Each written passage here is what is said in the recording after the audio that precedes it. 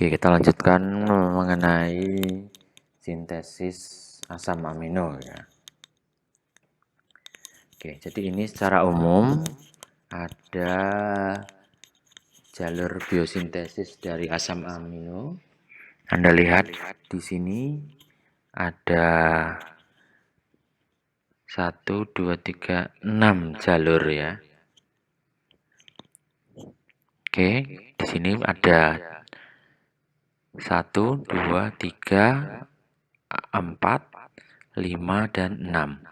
Nah, ini bedanya apa? Anda lihat yang non esensial di highlight warna biru, sementara yang esensial ini akan di highlight yang warna pink. Nah, ini ada jalur-jalur yang mungkin sebelumnya pernah Anda pelajari. Ribosilima fosfat, kemudian glukosa 6 fosfat, 3 fosfogliserat, pirufat, ya ini dari metabolisme gula. Kemudian di sini ada daur asam sitrat. Nah, kita lihat gambarannya di sini.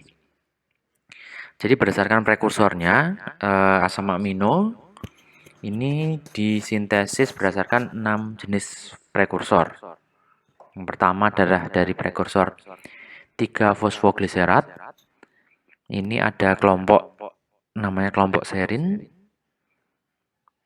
Contohnya apa? Asam aminonya adalah serin, sistein, dan glisin.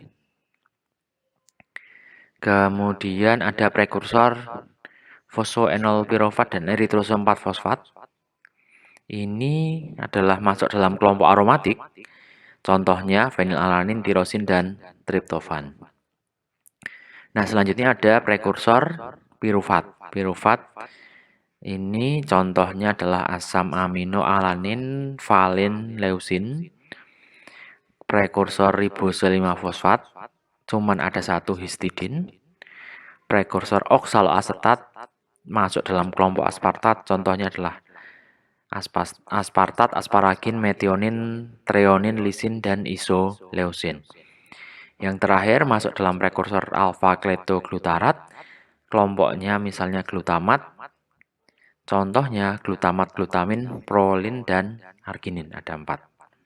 Nah, kita bahas sebelum masuk ke masing-masing jalur ya. Jadi dalam biosintesis asam amino ini terkadang ada proses namanya metilasi. Ya, metilasi apa? Berarti kan penambahan gugus metil. Nah, apa yang digunakan sebagai donor metil? Ini adalah suatu senyawa yang namanya S-adenosilmetionin, yang mana S-adenosilmetionin ini atau SAM ini dibuat dari metionin yang ditambah ATP. Sini. Jadi S-adenosilmetionin merupakan donor metil pada proses metilasi dalam jalur biosintesis di dalam tubuh kita. Nah, secara umum, kalau Anda lihat ya, struktur asam amino yang esensial ini struktur kimianya lebih kompleks dibandingkan dengan yang non esensial yang di atas ini. Nah, lebih kompleks. Kemudian juga selain lebih kompleks, ini melibatkan tahapan reaksi yang lebih banyak. Apa akibatnya kalau melibatkan tahapan reaksi lebih banyak? Tentu saja enzimnya ini yang diperlukan ini lebih banyak. Nah, misalnya apa? Misalnya asam amino non esensial dari pirufat jadi alanin, cuma 1 tahapan reaksi. Oksaloasetat menjadi aspartat, cuma 1 tahapan reaksi. Nah, berbeda dengan misalnya triptofan, yang mana dia adalah masuk dalam golongan asam amino esensial. Ini melibatkan 1, 2, 3, 4, 5, 6, 7, 8, 9, 10, 11 tahapan reaksi, yang mana ada 10 jenis enzim. Nah, ketika dalam tubuh bayi tidak ada 1 jenis enzim saja, maka tubuh tidak akan bisa mensintesis asam amino tersebut. Oke ya, paham ya? Jadi itu bedanya asam amino esensial dan asam amino non esensial berdasarkan kompleksitas dari struktur kimianya maupun tahapan reaksi enzimatik yang terjadi saat biosintesis dari asam amino tersebut. Nah, yang pertama adalah dari 3 fosfogliserat, dari prekursor 3 fosfogliserat, ini adalah asam amino menghasilkan asam amino serin, sistein, dan glisin. Kita lihat di sini serin, sistein, dan glisin. Jadi dari 3 fosfogliserat menjadi serin, menjadi glisin.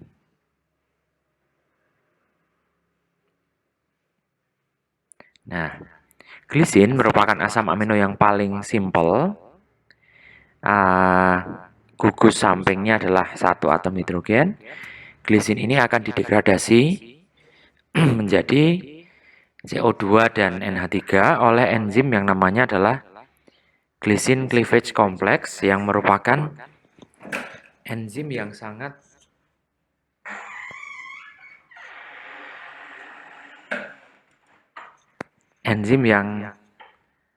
tergantung dari piridoxal fosfat. Nah, apa yang terjadi kalau tubuh kita kekurangan glycine cleavage complex? Ya, tentu saja nanti akan menyebabkan penumpukan glisin. Glisinnya menambah, ya, hiperglisinemia, yang akan menyebabkan komplikasi neurologis. Mengapa? Karena glisin merupakan inhibitor dari neurotransmitter. Nah, yang selanjutnya adalah dari prekursor fosfoenolpiruvat dan eritrose 4-fosfat. Ini akan menghasilkan 3 jenis asam amino, yaitu tirosin, fenilalanin, dan triptofan. Nah, ini masuk ke dalam kelompok aromatis. Nah, ini jalur biosintesis secara umumnya dari fosfoenolpiruvat dan eritrose 4-fosfat dengan intermediate korismat. Korismat ini mengalami reaksi lebih lanjut menjadi fenilalanin, tirosin, dan juga triptofan. Oke, saya skip. Kemudian, nah ini nanti kita bahas di belakang saja ya. Jadi fenilalanin dia bisa mengalami reaksi lebih lanjut menjadi fenilpiruvat ya. Nanti kita akan bahas di belakang. Nah, prekursor yang ketiga adalah piruvat, yang mana ini akan menghasilkan 3 asam amino yang bernama alanin, valin, dan leusin. Kemudian dari prekursor ribose 5-fosfat ini hanya akan menghasilkan 1 asam amino yang namanya histidin. Yang mana histidin ini perlu diingat bahwa histidin ini merupakan asam amino esensial pada bayi, namun tergolong non-esensial pada orang dewasa yang sehat. Nah, mengapa yang sehat? Karena kalau orang dewasa yang sakit tentu saja ada defisiensi enzim sehingga tidak bisa menghasilkan asam amino histidin. Nah, ini adalah jalur biosintesisnya. Nanti silahkan dibaca lebih detail. Saya masuk ke dalam jenis prekursor yang kelima, yaitu oksaloasetat. Di sini akan menghasilkan asam amino aspartat, asparagin, kemudian metionin, treonin, isoleusin, dan juga lisin. Nah, yang keenam ini adalah dari prekursor alfa ketoglutarat, akan menghasilkan glutamat, glutamin, prolin, dan arginin. Nah, ini jalur biosintesis secara detailnya. Ada glutamat, kemudian prolin, arginin. Nah, ini adalah overview biosintesis asam amino ya. Ada asam amino esensial, ada asam amino non esensial.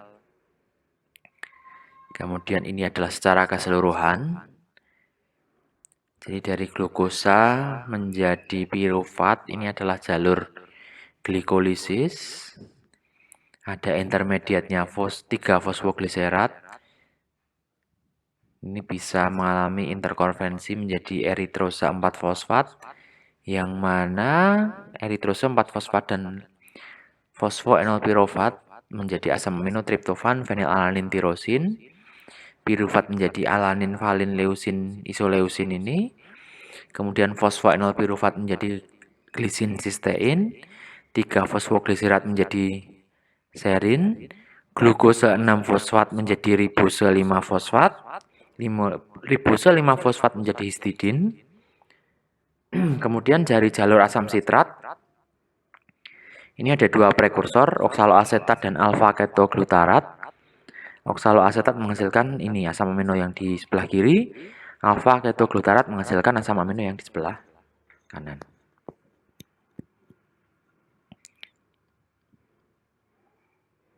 Nah, biosintesis asam amino ini diregulasi oleh suatu mekanisme yang bernama feedback inhibition. Apa itu? Contohnya di sini. 3-fosfogliserat dehidrogenase. Ya, ini adalah enzim yang digunakan untuk biosintesis serin. Ya. Nah, biosintesis serin ini akan dihambat oleh serin. Maksudnya bagaimana? Gini, jadi untuk biosintesis serin kan dikatalisis oleh 3-fosfogliserat dehidrogenase. Nah, ketika serin yang terbentuk ini sudah cukup, maka serinnya itu sendiri yang akan menghambat enzim 3-fosfogliserat dehidrogenase. Contoh yang lain misalnya di sini. Treonin. Treonin merupakan prekursor untuk asam amino isoleusin.